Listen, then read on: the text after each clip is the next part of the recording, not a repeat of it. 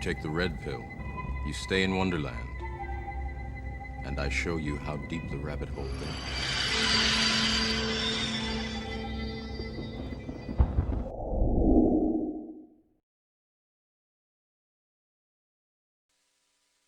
If I say that the world is round and someone else says it's flat, that's worth reporting. But you might also want to report on a bunch of scientific evidence that seems to support the notion that the world is round. Seems to support the notion that the world is round. We feel the benefits of foreign trade right here at home. Each additional $1 billion in manufactured goods and trade means another 20,000 American jobs. And yet, in spite of the fact that last year alone, total gross exports accounted for virtually all of this nation's economic growth, a new breed of isolationists seem to think domestic policy ends at the water's edge. Well, thank God they weren't around back in 1492. Imagine the hard time they've given Christopher Columbus. Voices on the right and left are working right now to breathe life into those old flat earth theories of protectionism, of isolationism, that there is no going back. Our new world is far smaller, communications far more instant, our horizons stretch much farther with each generation. This is 1991, not 1791. Horse and buggy attitude won't carry us into the next century. And we will knock down barriers wherever we find them, to open markets, for instance, for our computer software, movies, books, and pharmaceuticals. We will fight hard against protectionism, both at home and abroad. And 5 centuries ago, a man of courage and vision set sail from Europe, searching for new trade routes and opportunities. And he defied the timid counsel of those who said the earth was flat. Christopher Columbus's voyage to the Americas transformed human history.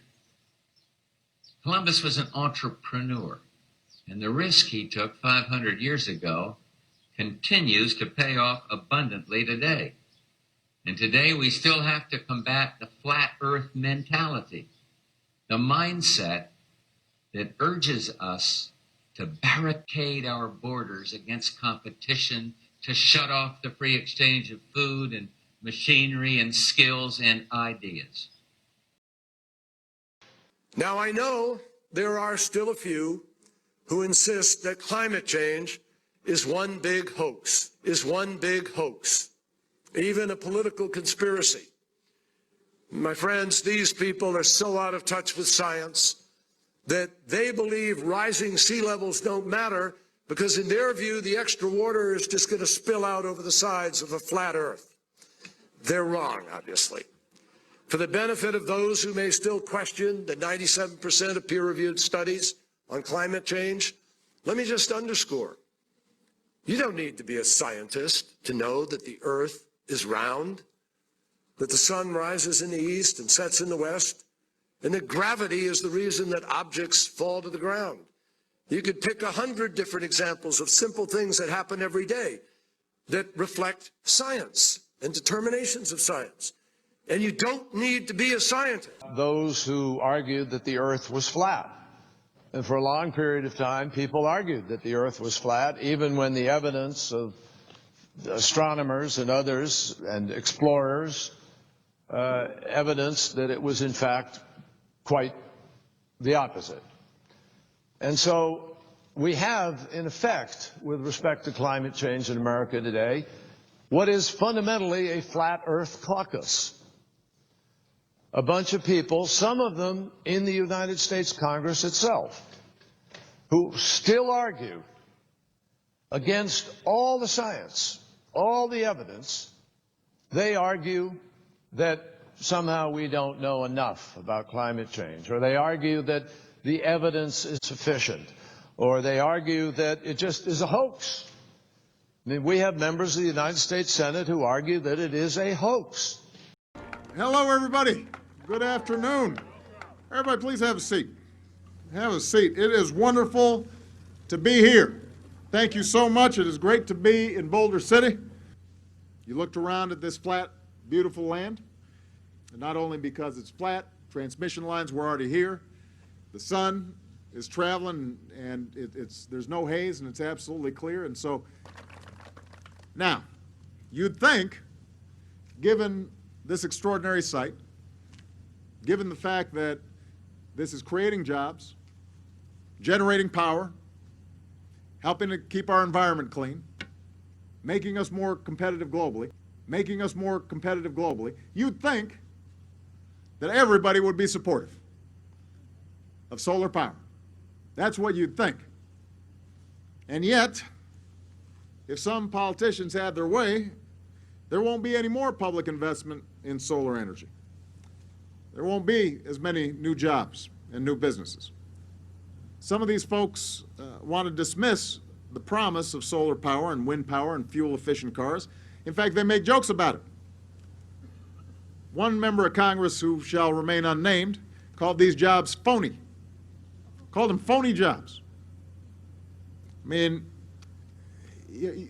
think about that mindset, that attitude that says because something is new, it must not be real.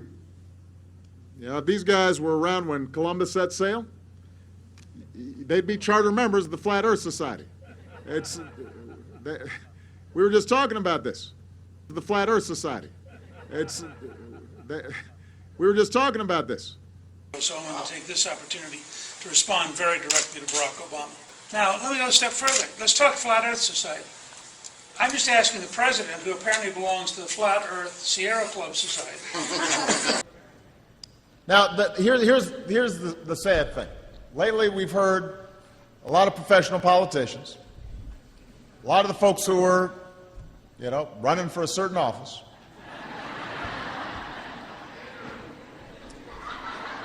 who shall go unnamed. They've been talking down new sources of energy. They dismiss wind power. They dismiss solar power. They make jokes about biofuels. They were against raising fuel standards. I guess they like gas guzzlers. They think that's good for our future.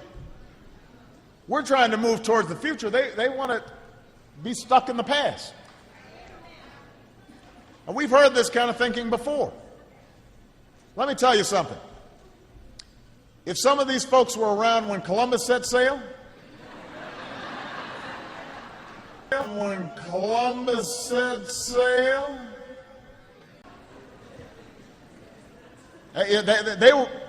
must have been founding members of the Flat Earth Society. They would not have believed that the world was round.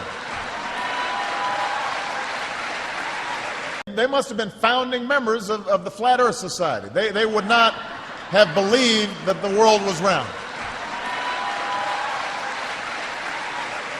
Nobody has a monopoly on what is a very hard problem. But I don't have much patience for anyone who denies that this challenge is real. We don't have time for a meeting of the Flat Earth Society. We don't have time for a meeting of the Flat Earth Society.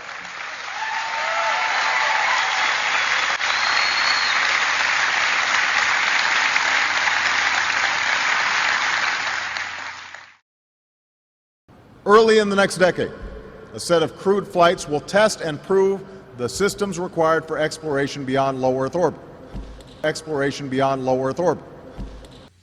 You looked around at this flat, beautiful land, and not only because it's flat, transmission lines were already here. The sun is traveling, and there's no haze, and it's absolutely clear. And so, if I say that the world is round and someone else says it's flat, that's worth reporting. But you might also want to report on a bunch of scientific evidence that seems to support the notion that the world is round. It's amazing to watch the White House continue to argue that the Earth is flat. They argue that it just is a hoax. I mean, we have members of the United States Senate who argue that it is a hoax. Which both supports and counters scientific theory or hypothesis, there is no scientific and evidence that assists counters it. students in developing critical thinking skills to evaluate scientific theories and hypotheses. The legislature recognizes that the teaching of certain scientific topics, such as climate science, may be controversial. The legislature encourages the teaching of such scientific controversies to be made in an objective manner with both strengths and weaknesses of such scientific theory or hypothesis. We, the legislature, recognize that there is a debate about whether the Earth is round or flat. No. And You let's said- encourage critical thinking by saying there should be a legitimate debate between whether the Earth is round or flat. Because after all, any idiot can walk outside and look and see that it's flat. Debate this?